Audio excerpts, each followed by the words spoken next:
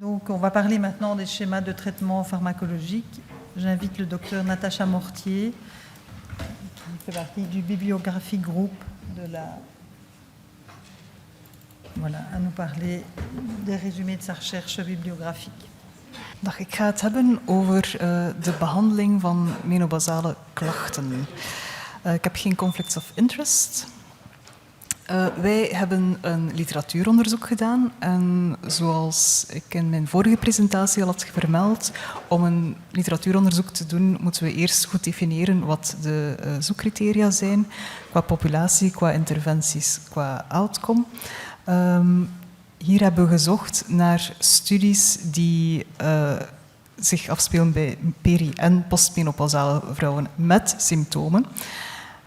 Wat zijn die symptomen waar we naar gezocht hebben? Vasomotore symptomen, genito-urinaire symptomen, seksuele problemen en depressieve symptomen. Wij zochten naar studies die hormonale behandeling onderzochten. Dit zijn de hormonale geneesmiddelen die in België beschikbaar zijn in de behandeling van menopausale klachten.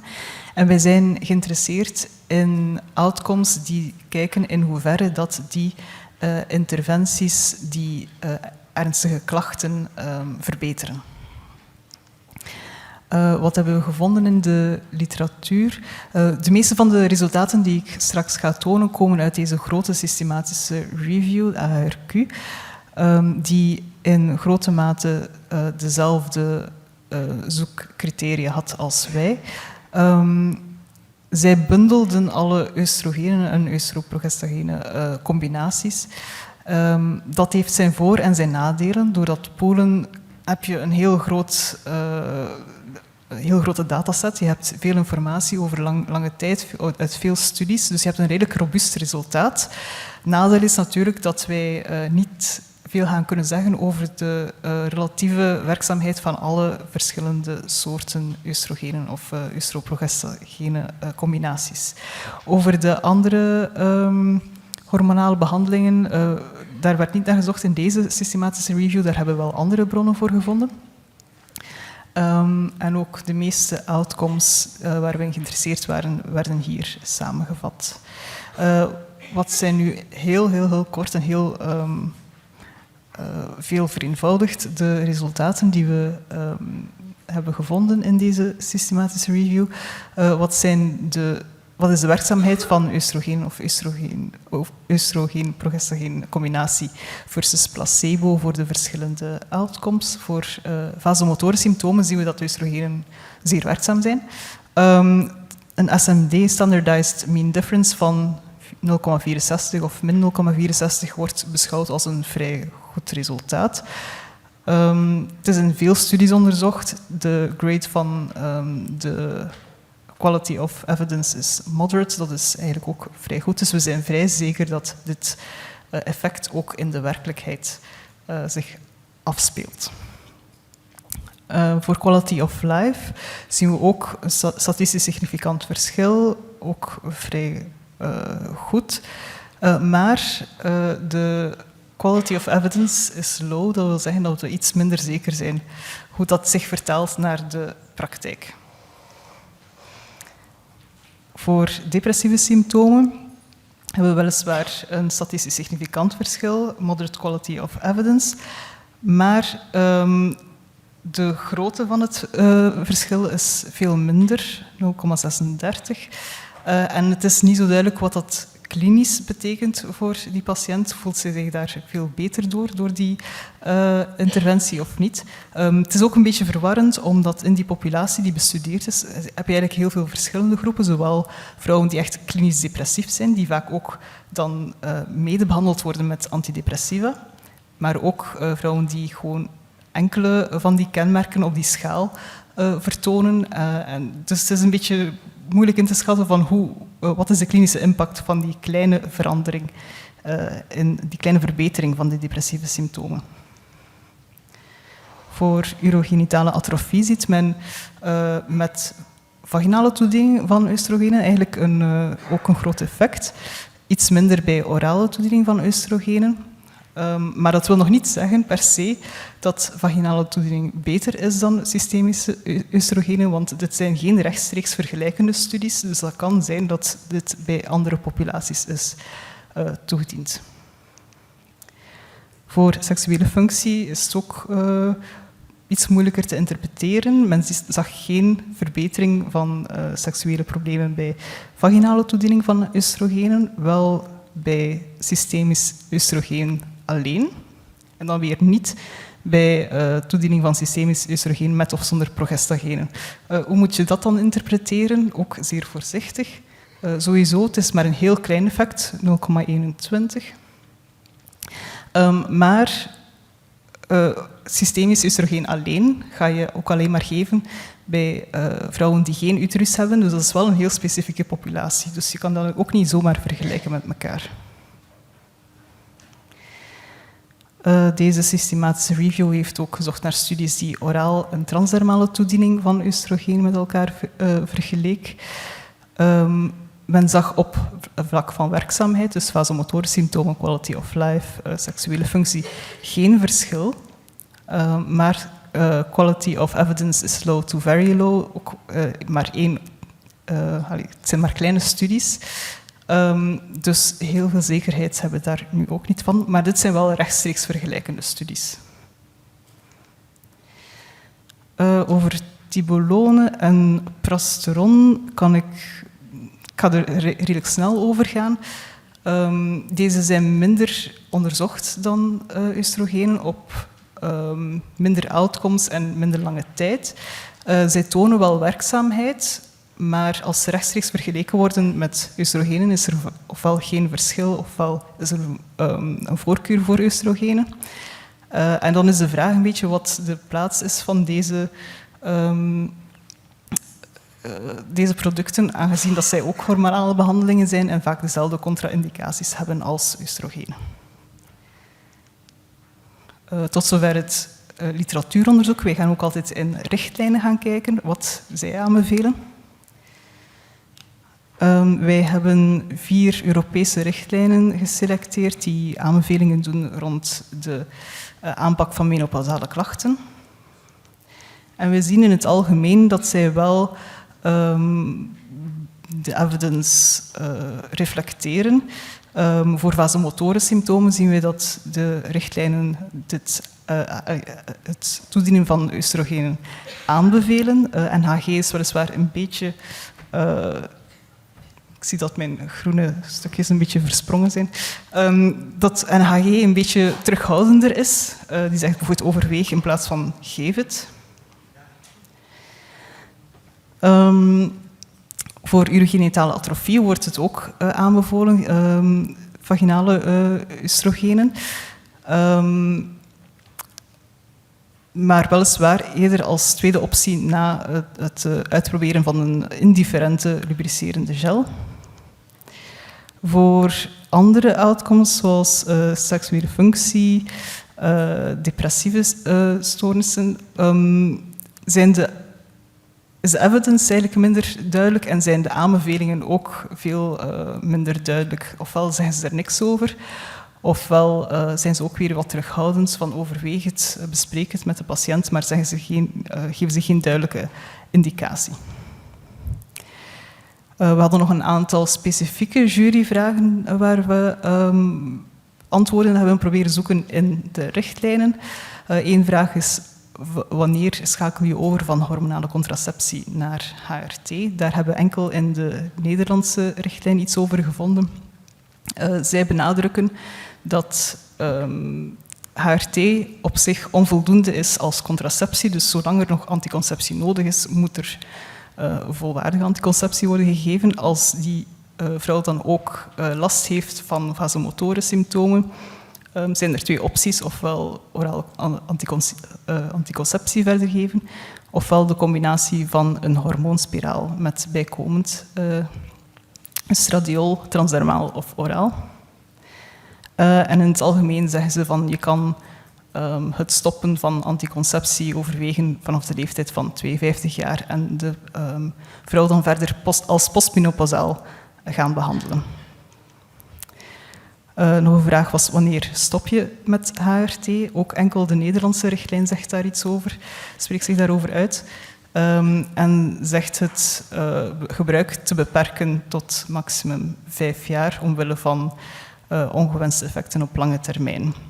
Maar andere richtlijnen zeggen daar ofwel niks over, of zeggen van we hebben eigenlijk niet voldoende evidence om daar een uitspraak over te kunnen doen. Als je stopt, hoe stop je? Stop je geleidelijk aan of stop je abrupt? Daar zeggen de richtlijnen meestal van geef de informatie dat als je abrupt stopt, dat je meer risico hebt op het heropflakkeren van de symptomen, maar dat is op korte termijn. Op lange termijn zou het minder uitmaken en de NHG zegt van gewoon te stoppen. Over het algemeen kunnen we zeggen dat we een paar zaken, zijn er vrij duidelijk en zijn we vrij zeker over dat HRT vasomotorische symptomen verbetert en symptomen van urogenitale atrofie, mogelijk met een voorkeur voor vaginale toediening in dat laatste geval. Maar over andere zaken zijn we iets minder zeker van in hoeverre verbetert HRT andere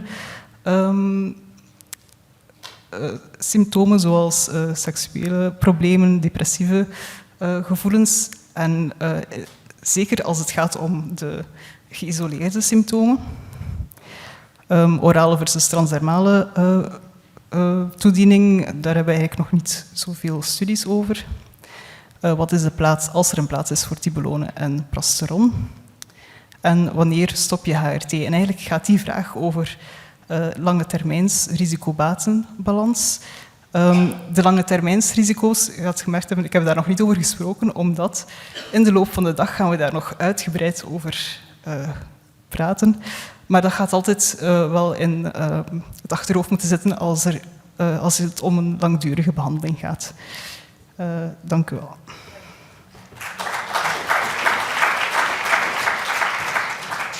J'invite maintenant Anne Firquet. Donc Anne Firquet, gynécologue du centre de ménopause à l'hôpital de la Citadelle à l'université de Liège. Elle est également membre de la Société de la ménopause. Bonjour à tous.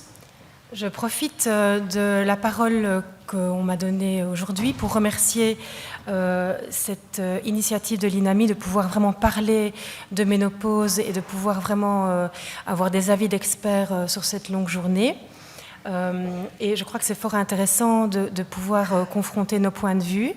Merci beaucoup également au groupe de bibliographie qui a fait un travail vraiment fort poussé concernant cette problématique, en tout cas ce fait de société.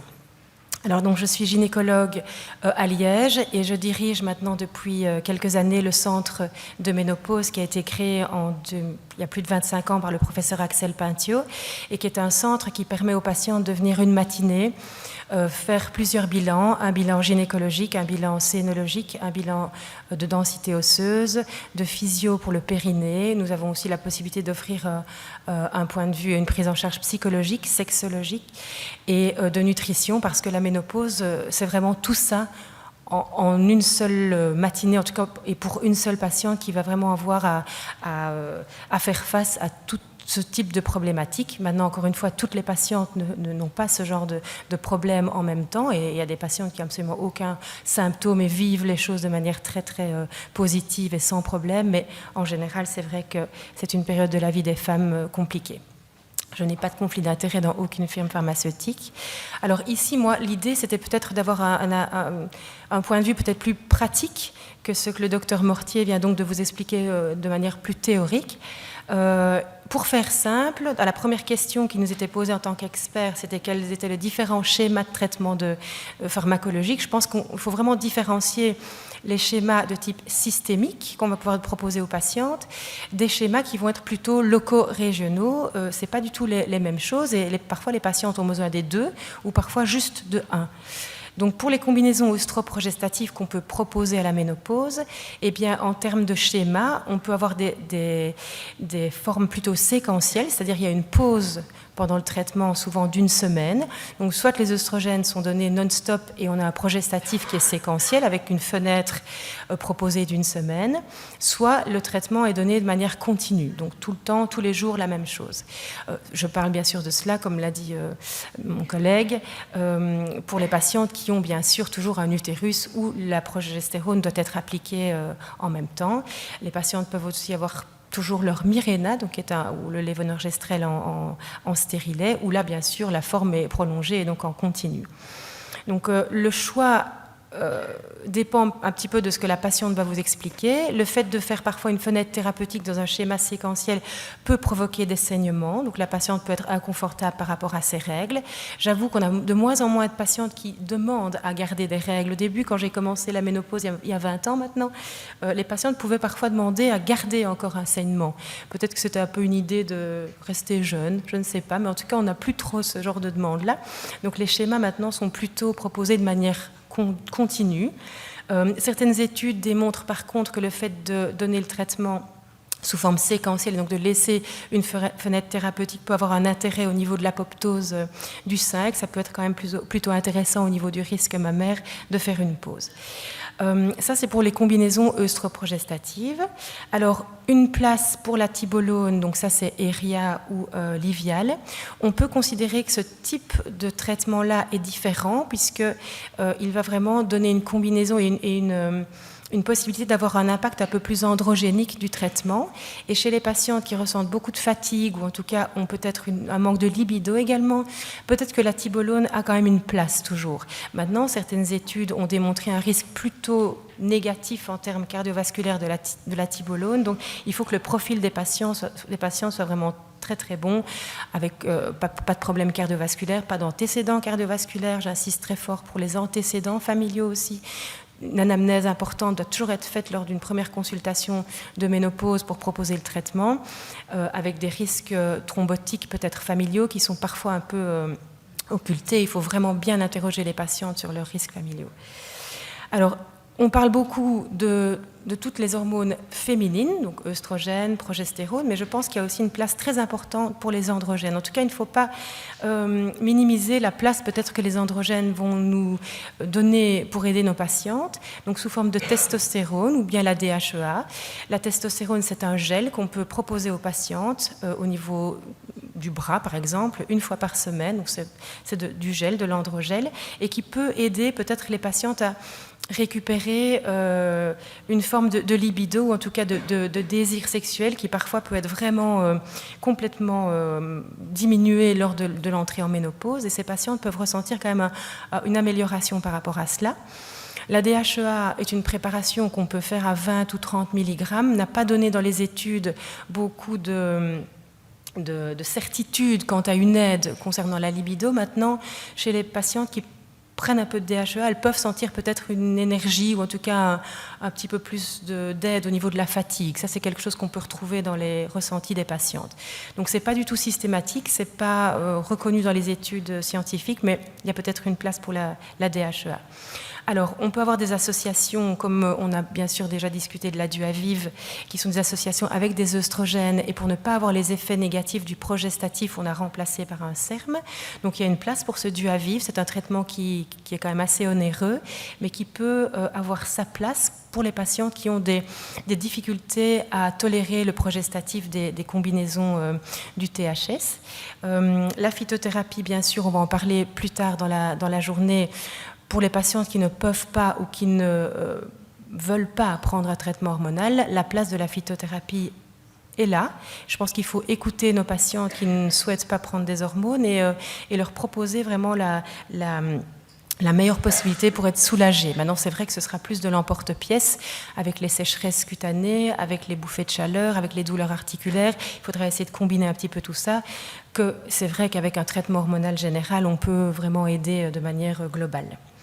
Alors, on va parler tout à l'heure aussi d'une nouveauté intéressante concernant les bouffées de chaleur, qui est le fezolinetant, et qui est un antagoniste au niveau central et qui est vraiment très prometteur pour la suite de notre stratégie thérapeutique. La deuxième question concernait les différentes formes d'administration du traitement hormonal de ménopause. Mais voilà, il n'y a pas 50 possibilités dans le systémique. Soit on a la forme orale, combinée ou continue, soit on a la forme transcutanée avec l'œstrogel qu'on connaît tous et qui peut être proposée sous forme d'une pression ou bien de 2 pressions par jour. On va rarement au-delà de 2 pressions. Les patchs existent toujours, on a un peu plus de mal maintenant à les obtenir au niveau des pharmacies, et les patchs peuvent être quand même une belle alternative pour les patients qui ne souhaitent pas tous les jours appliquer la crème, et donc là on peut proposer un patch qu'on change par exemple 2 fois par semaine. On n'a plus non plus de possibilité d'avoir des patchs combinés avec des œstrogènes et de la progestérone ou des progestatifs combinés, on n'a plus que des patchs d'œstrogènes, et voilà, il faut toujours bien sûr combinée avec une progestérone. Alors, si elles ont un utérus. L'aspect, donc bien sûr, de la forme d'administration, c'est la forme vaginale, donc sous forme de crème, sous forme d'ovule. Les patientes, parfois, sont assez réfractaires à utiliser ce type de traitement, parce que ça peut être pénible d'appliquer ce type de traitement de manière régulière. Par exemple, pour la DHEA locale, normalement la posologie donc de la Trarosa est de faire le traitement 1 fois par jour. Donc honnêtement, les patientes, à un moment donné, elles nous disent, voilà, moi tous les soirs, mettre un comprimé vaginal, c'est vraiment trop compliqué. Après, on peut espacer un petit peu la prise, mais en général, on propose 1 fois ou 2 fois par semaine pour ces traitements. Alors, la place du Mirena ou du levonorgestrel en stérilet, bien sûr, est une place fort intéressante. Maintenant, ce ne sera pas un traitement qui va aider les symptômes de ménopause, qu'on soit bien clair. C'est un traitement qui est localisé au niveau de l'utérus, mais nous permet quand même de passer beaucoup de caps, surtout au niveau de la période de transition de ménopause, où les saignements peuvent être très irréguliers, comme le docteur Amrix nous a montré un petit peu, cette transition peut être compliquée en termes de saignements, en termes de symptômes douloureux, dysménorrhée, etc. Donc le Mirena est vraiment un allié pour nous, et on encourage les patientes à le garder, à le laisser plus tard dans cette transition de ménopause. Je vous rappelle qu'il est passé récemment de 5 ans à 8 ans, et donc on peut le laisser plus longtemps, et on peut tout doucement alors, avec un stérilet Mirena en place, proposer l'addition d'un œstrogène lorsque les symptômes de ménopause s'installent. Alors à la troisième question, quels sont les effets indésirables des différentes formes d'administration? Il faut différencier les effets liés aux œstrogènes des effets liés aux progestatifs. Les œstrogènes, quand ils sont donnés de manière peut-être trop dosée, peuvent donner des mastalgies, des saignements, des tensions un petit peu générales avec une impression de congestion, de rétention d'eau. Par contre, quand ils sont donnés de manière trop peu présente ou que le dosage est trop faible, là alors les bouffées de chaleur bien sûr et tous les symptômes liés à la ménopause qui au départ c'est donc une carence en œstrogène, les effets indésirables sont alors un petit peu à juguler par rapport aux symptômes de la patiente. Alors les effets des progestatifs, j'insiste sur progestatifs parce que ce n'est pas la même chose que la progestérone naturelle, et dans les traitements hormonaux qu'on utilise qui contiennent des progestatifs, là, on peut alors avoir des effets un petit peu plus liés au niveau de l'humeur, des problèmes parfois un petit peu au niveau de la rétention sodique, mais plutôt des effets un peu de résistance d'insuline, ce genre de symptômes et de glycémie qui vont peut-être un petit peu être modifiés.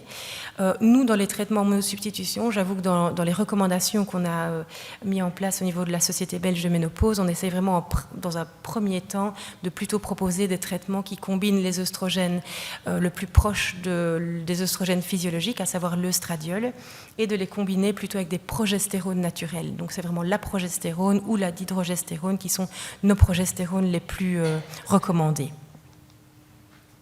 Alors quelles sont les indications d'un traitement de substitution? On vient déjà un peu d'en discuter dans les questions. Quelles sont les indications au final? La patiente va arriver avec des plaintes, avec des espèces de checklists de plaintes ou de désagréments, et à nous peut-être de lui expliquer quelles plaintes et quels symptômes vont être améliorés par le fait de lui proposer ou pas un traitement hormonal ou une alternative de phyto, bien sûr. Évidemment, la première chose que les patientes vont nous déposer, c'est vraiment ces syndromes vasomoteurs. Le docteur Amrix a bien montré que ça pouvait durer presque 7 ans, que ça peut être quelque chose de très invalidant pour la patiente dans son quotidien. Je fais une petite aparté pour expliquer quand même que maintenant au centre de de ménopause, on a presque 1 an et demi de délai. Il y a vraiment un engouement maintenant pour la ménopause, pour la transition de ménopause. On fait vraiment face à une demande croissante. On voit également dans les réseaux sociaux, sur Instagram, etc., que beaucoup de stars, dont Naomi Watts, par exemple, qui fait beaucoup de présentations et parle de sa propre expérience en termes d'entrée en ménopause. Et donc, c'est vraiment un tabou qui est en train de complètement tomber. Et on a énormément de patientes maintenant qui demandent des solutions et qui ont envie d'être prises en charge. Et ce n'est plus un tabou, c'est devenu quelque chose vraiment dont on parle et dont on parle plus librement. Mais c'est vrai que les premiers symptômes sont les syndromes vasomoteurs.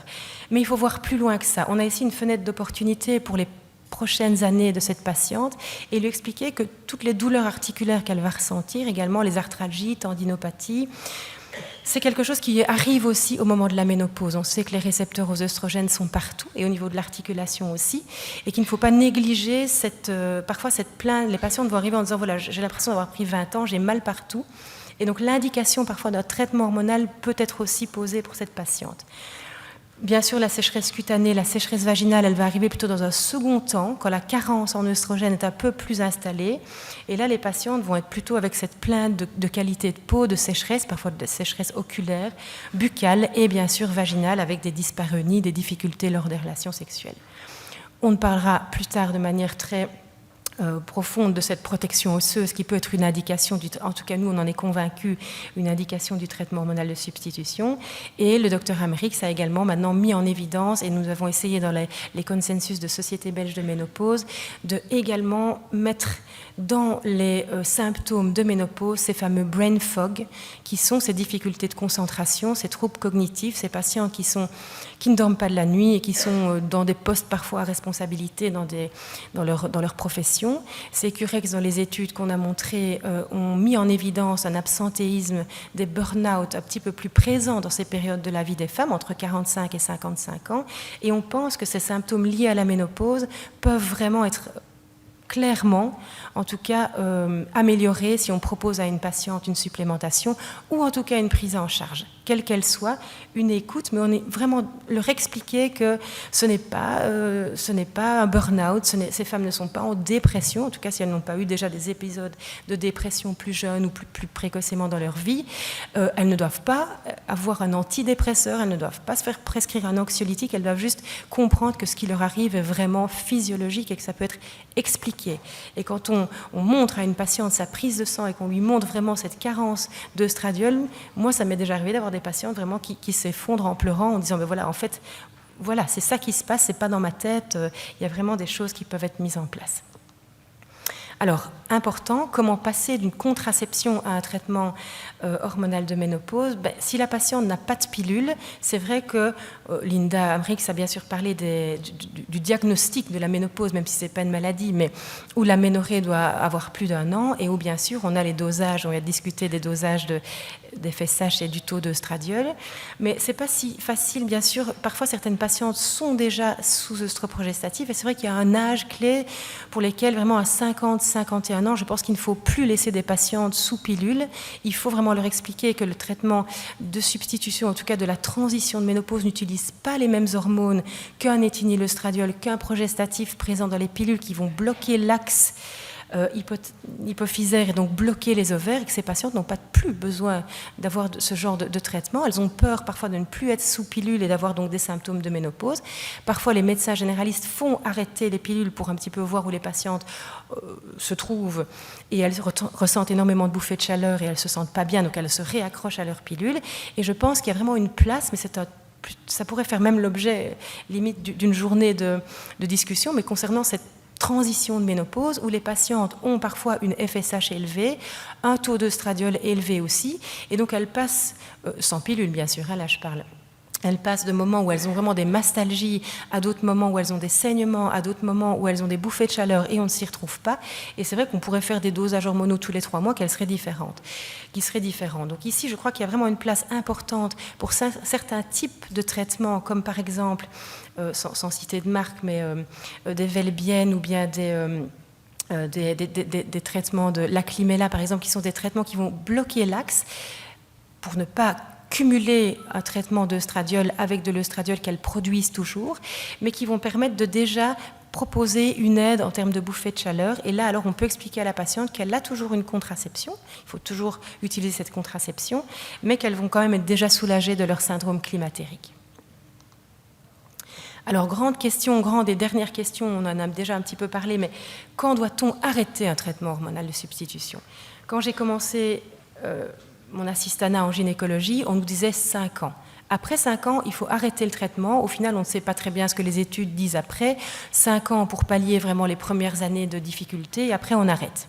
Ensuite, le temps a passé, on s'est rendu compte que finalement, si on laissait le traitement et que la patiente était bien suivie, on pouvait le laisser plus longtemps. Ensuite, on a dit 65 ans. Maintenant, 65 ans, pourquoi? Voilà, 65 ans, qu'est-ce qui se passe particulièrement dans cette période de la vie des femmes? La retraite, même ça peut plus 67 maintenant, mais donc les patientes se voyaient arrêter leur traitement de substitution au moment de leur retraite, et honnêtement, elles n'étaient pas très contentes de se sentir moins en forme et de se sentir moins. Donc on s'est dit, au fond, pourquoi arbitrairement arrêter à 65 ans? Désormais, notre recommandation est de vraiment faire une prise en charge individualisée de la patiente. Et il n'y a plus spécialement d'âge d'arrêt du traitement. Bien sûr, les doses cumulées doivent être prudemment étudiées avec les densités mammaires et les mammographies. On doit bien sûr informer la patiente de cette balance risque-bénéfice, mais au fond, on ne donne plus à nos assistants, quand on leur parle de ménopause, un âge vraiment d'arrêt. Maintenant, ça reste vraiment quelque chose d'individualisé. Voilà, je vous remercie beaucoup pour votre attention.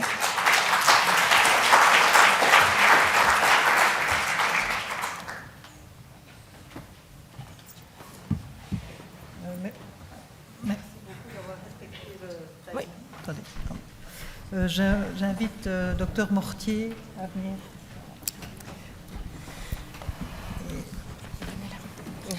On attend vos questions. Je peux me permettre de poser la question? Vas-y, Pascal. Tu parles toujours du Mirena, oui, ou les Vosser. Est-ce que, avec les nouveaux... On n'entend pas? Ah, pardon. Excusez-moi. Voilà, vous m'entendez mieux. Merci. Avec les différents types de stérilets hormonaux, est-ce qu'on peut les garder de la même façon? Par exemple, le Kailina, pour ne pas citer de marque, ou le Jedes, qui parfois est mis aussi, et qui a une dose de lévonorgestrel plus basse. Est-ce que la protection endométriale est la même? Ça pourrait être intéressant, peut-être que Herman réponde, mais je pense que on a vraiment maintenant les études concernant vraiment le lévonorgestrel, donc dans le Mirena, pas encore au niveau du Kilena, et donc c'est vrai qu'on reste prudent par rapport à ce type de stérilet-là, quant à l'hypertrophie, à l'échographie, ou en tout cas des saignements, et une éventuelle hyperplasie endométriale qu'on pourrait avoir si on rajoute des œstrogènes par-dessus. Donc c'est vrai que pour l'instant, je pense qu'on n'a pas encore de recommandations claires quant au Kilena. Le GEDES est un entre-deux. Je ne suis pas sûre qu'on va le garder encore beaucoup dans notre arsenal, puisque maintenant le Kilena est à 5 ans, le GEDES reste à 3 ans. Donc a priori, dans la transition de ménopause, on peut quand même les maintenir, mais c'est vrai qu'on est plus sûr du Mirena, 8 ans. Ok.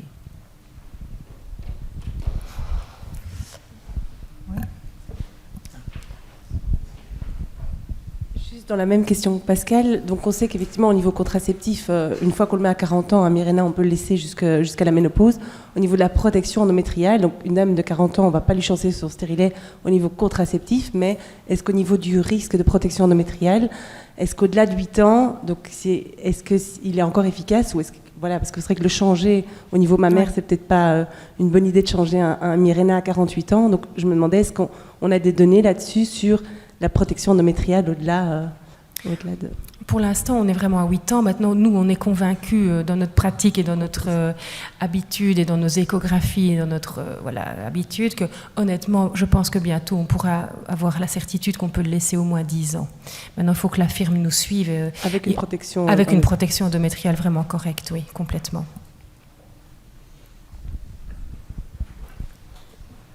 Mijn Frans is niet zo vlot, dus ik ga wel mijn vraag in het Nederlands stellen. Bij de vorige spreker werd gezegd dat bepaling van FSH bij mensen bij vrouwen die orale contraceptie nemen eigenlijk zinloos is, maar toch staat er in uw tekst om op het einde van de pilvrije week dat er eventueel wel FSH kan bepaald worden bij herhaling. Is dat dan eerder iets empirisch in de praktijk of bestaan er daar richtlijnen over? Sorry, peut-être un R. Traduction pour moi. Désolée, je n'ai pas compris la totalité. Peut-être quelqu'un peut me traduire en français. In English? Ou English, ou quelqu'un... Ok.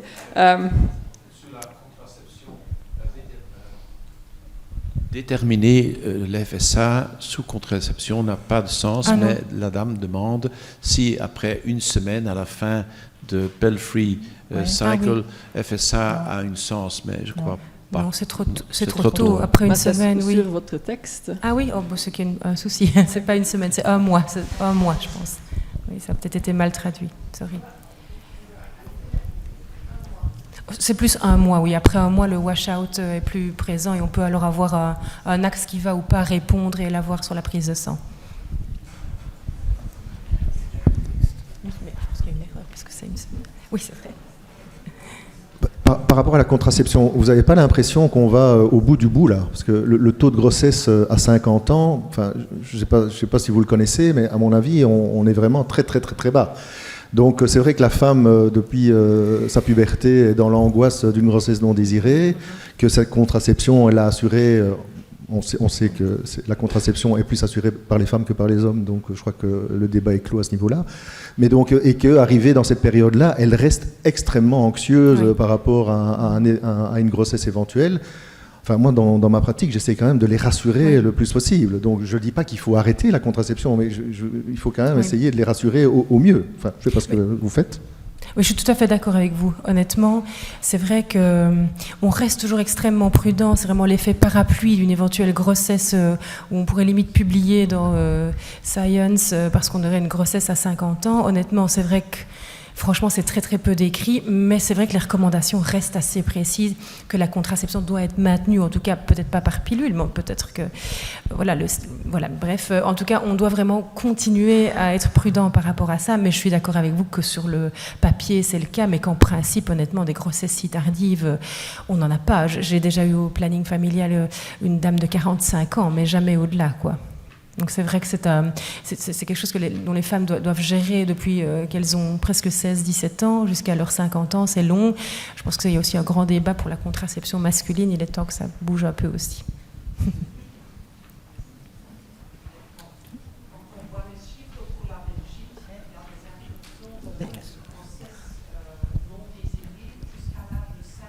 Oui. Oui. Non. Je pense que c'est un cas. Oui, 50 ans, oui. Prudent, oui, même si c'est rare. Serge.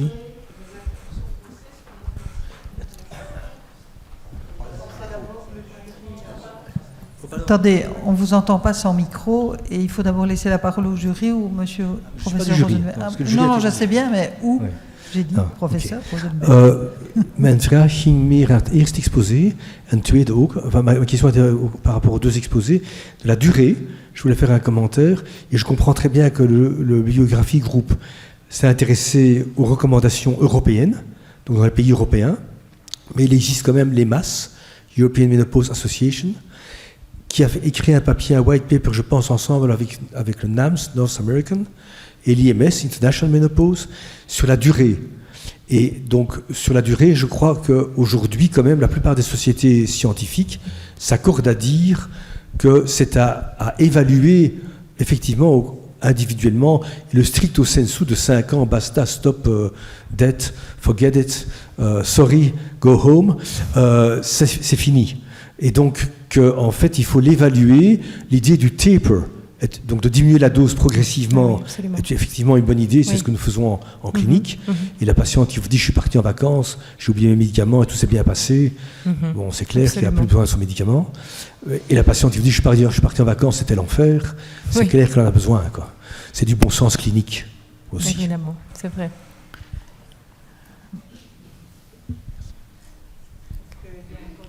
Pardon. Y a-t-il encore des questions dans le jury? Oui. Je vais faire mon mieux en français. Non, pas de souci. Est-ce qu'il y a moyen de changer la pilule avec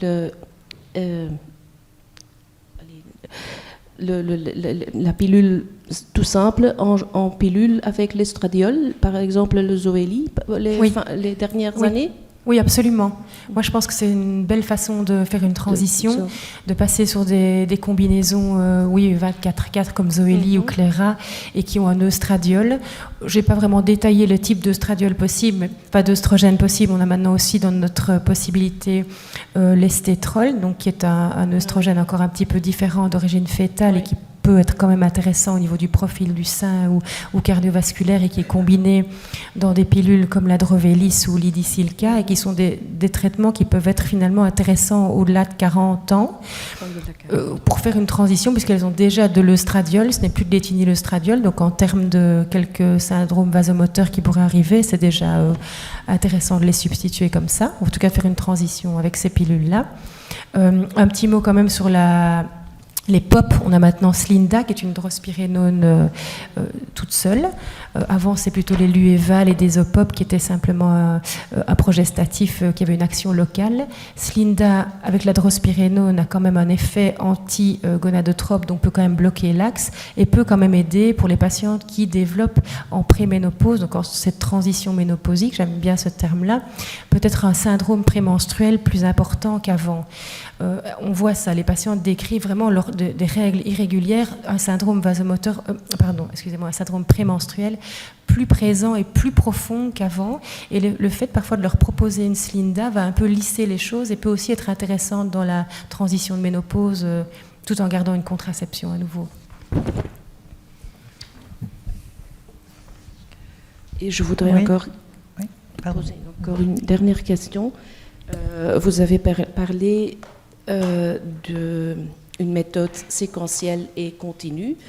Et pour les hormones, à partir de quel âge vous conseillez de changer en continu? Je pense que quand on est vraiment en post-ménopause, pas dans une transition, mais vraiment en post-ménopause, on peut proposer, je pense, de garder un schéma continu. C'est plus facile pour elle aussi. Merci.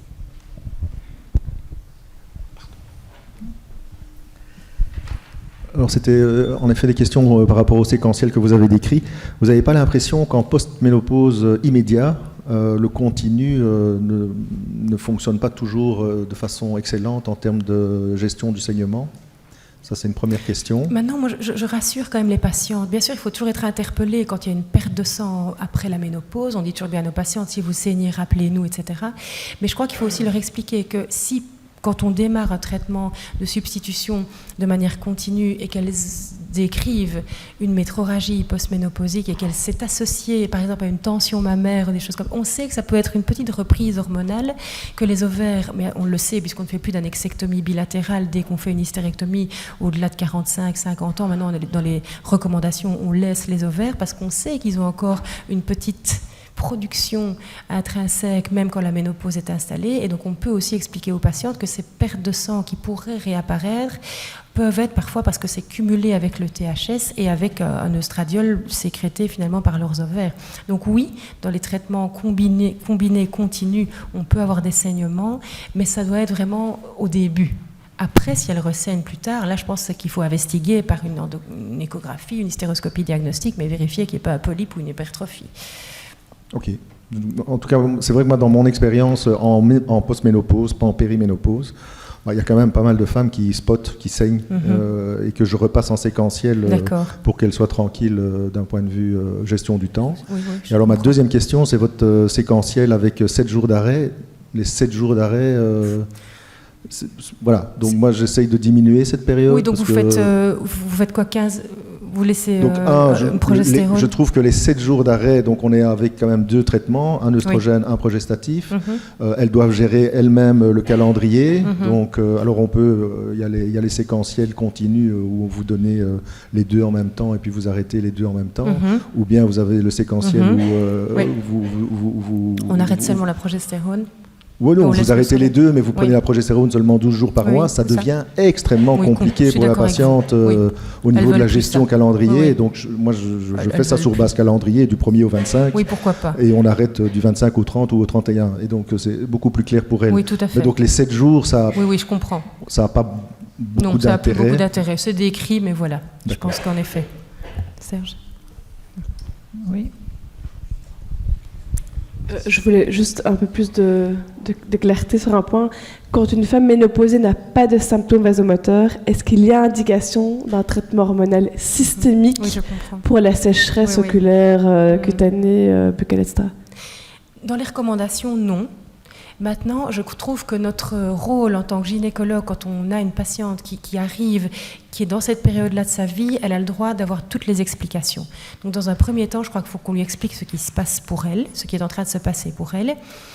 Quelle est finalement la possibilité de lui proposer ou non un traitement hormonal? Je pense qu'il faut, si elle n'est pas trop symptomatique, qu'elle n'a aucune plainte, encore une fois, on l'a déjà dit, la ménopause n'est pas une maladie. Si elle a une bonne densité osseuse, si elle n'a aucune plainte de rien du tout, cette patiente, pour moi, ne doit pas particulièrement du tout prendre un traitement hormonal. Maintenant, elle doit être informée que ça existe, que c'est possible. Aussi, je crois la rassurer en lui disant qu'elle a quand même quelques années pour se décider ou pour attendre peut-être elle-même de vivre les choses et de voir si elle ressent des symptômes. On sait que c'est vraiment pendant les 5 premières années ou vraiment avant 60 ans, qu'il faut complètement pouvoir laisser la porte ouverte aux patientes qui finalement changeraient d'avis ou ressentiraient plus de symptômes. Mais en effet, et heureusement, on a des patients qui vont très bien, qui n'ont aucun symptôme, qui se portent fort bien, qui font du sport, qui ne mangent pas beaucoup de sucre, donc qui n'ont pas d'effets secondaires compliqués à vivre et qui n'ont absolument pas besoin de traitement hormonal. Si elles ont parfois simplement une petite sécheresse, on peut leur proposer des traitements topiques une fois par semaine. Et si elles ne souhaitent pas d'hormones, on a bien sûr des traitements locaux simplement hydratants qui suffisent. Donc je crois que c'est particulièrement une médecine du cas par cas. Voilà.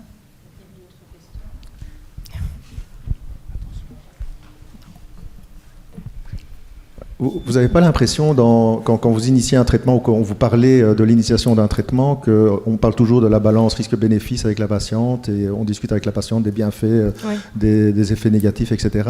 Mais que pour la patiente qui n'a jamais eu de traitement hormonal, c'est extrêmement compliqué de faire cette balance. Donc, est-ce que ce ne serait pas plus logique de proposer chez les patientes indécises éventuellement un traitement d'essai pendant quelques mois, de les revoir et puis de discuter à ce moment-là avec elles.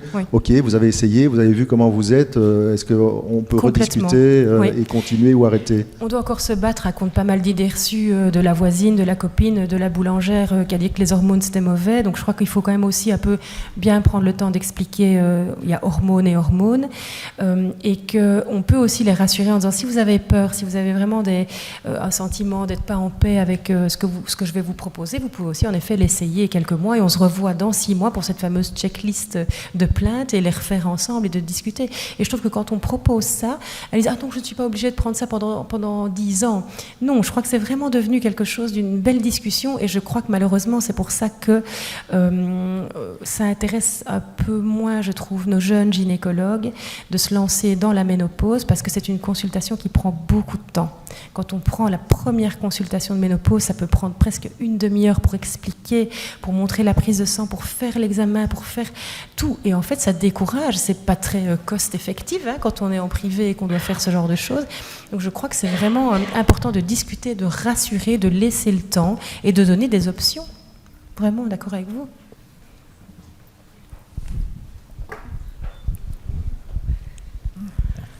Il y a klein commentaire, un petit commentaire. Je crois que la patiente indécise, effectivement, une attitude, une stratégie, c'est de faire un essai. La patiente indécise, mais qui a quand même peur. Une question importante, c'est de lui demander de noter ses symptômes quotidiennement, d'évaluer s'il y a une perte de qualité de vie ou pas. On en a parlé, alors c'est peut-être pas si évident dans les evidence-based medicine, mais les patients qui sont symptomatiques, là, il y a quand même souvent une perte de qualité de vie. Et ce sont ces patientes-là qui, à ce moment-là, vous diront à la fin, oui ou non, non, ça va, ça s'est amélioré, ou bien, oui, quand même, je suis moins bien. Voilà. Bien sûr. La différence entre evidence-based medicine et cooking medicine. Oui. Là, une dernière question avant la pause. Ja, dank u. Patrick van Krunkels van CEBAM. Als ik kijk naar de literatuuronderzoek en ook de grote richtlijnen die we ook heel recent hebben, dan is de indicatie voor hormonen eigenlijk bothersome vasomotorische klachten. Het is een vrij beperkte indicatie, dus bothersome en vasomotorisch en ook urogenitale klachten. Als ik hier vandaag toch slepend een beetje zie, niet in het literatuuronderzoek, maar in de andere commentaren en ook in uw benadering, dan zie je toch dat er ook wel andere indicaties hier naar voren worden geschoven, waar er eigenlijk gezien het risico, kosten, de baten en de nadelen, eigenlijk geen evidence voor is.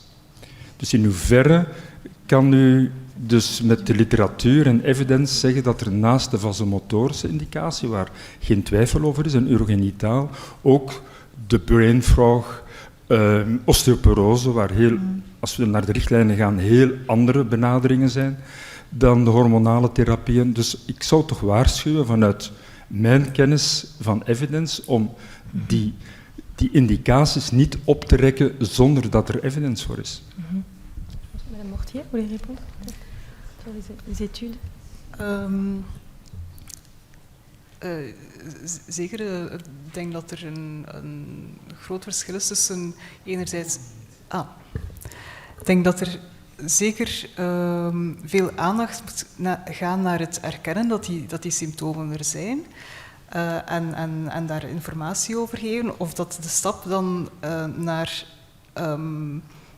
HRT als interventie gaat helpen om die specifieke symptomen te verbeteren, dat we daar weinig over weten. En dat is een beetje zo... U wil natuurlijk die vrouwen helpen die met die echte klachten zitten. Maar uit evidence kan ik eigenlijk niet zeggen van... als je HRT gaat geven, gaan die personen verbeteren op die klachten. Dus dat is een beetje, denk ik, het probleem waar we nu in zitten. Voor welke klachten kan je nu eigenlijk echt zeggen van... als we daar die hormonale therapie inzetten, dan gaat er ook een verbetering zijn. Maar ik kan daar ook nog niet op antwoorden, omdat er inderdaad over veel zaken niet of onvoldoende onderzoek is gebeurd. Dat is meer een oproep dan om daar meer onderzoek naar te verrichten. Ik had daar eigenlijk graag ook een opmerking over gemaakt. Ja. Om de reden dat de onderzoeksvragen al 20 jaar lang verkeerd gesteld worden. Waardoor dat we geen deftige richtlijnen krijgen of ontwikkeld krijgen. Er is een focus op die vasomotorische symptomen en op risico's. Maar op voordelen, die vallen gewoon uit de boot. Als je je onderzoeksvragen zo stelt, dan krijg je bijvoorbeeld een massa resultaten uit de gastro-enterologische literatuur niet gepresenteerd.